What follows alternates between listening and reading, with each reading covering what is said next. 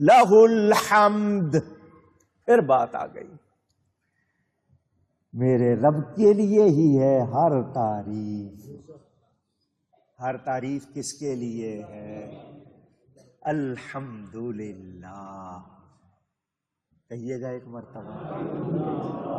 شاید آپ کو اس کی قدر نہیں معلوم، صرف الحمدللہ کہنے کی قیمت کتنی ہے، کاش آپ کو سمجھ آ جائے. ہمارے منہ سے بہت مشکل سے نکلتا ہوگا.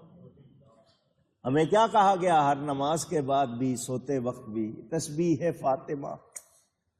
نبی پاک نے اپنی شہزادی کو عطا فرمائی تھی، امت کو مفت میں مل گئی ہے. کاش اس کی قدر ہو جائے، قدر ہو جائے. الحمدللہ.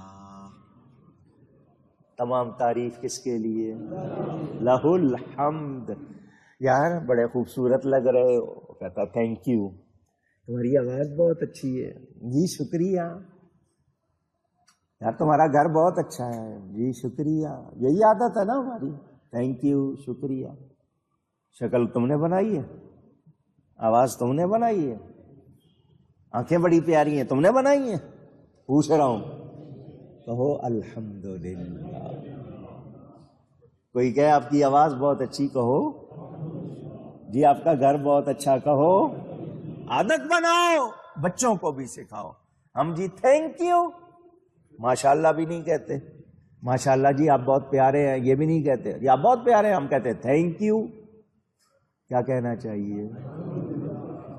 رب کی تعریف، اسی کے جلوے ہیں، اسی نے بنایا.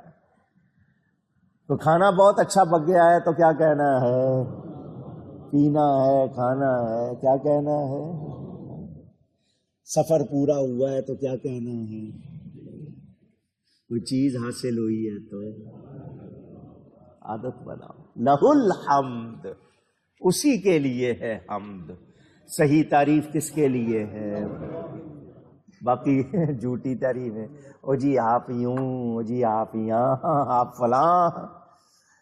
اگلے بھی سمجھتے پتہ نہیں میں کچھ ہو گیا ہوں.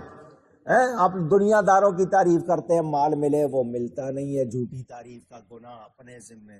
اور رب کی تعریف سچی جتنی کرو کم، جتنی کرو گے وہ کم ہوگی. اور پھر رب راضی ہو جائے گا تو اتنا دے گا، اتنا دے گا، اتنا دے گا، ہماری اوقات سے زیادہ. وہ اپنی شان دیکھ کے دیتا ہے، ہمیں دیکھ کے نہیں دیتا. ہمارا عمل کوئی اس قابل نہیں.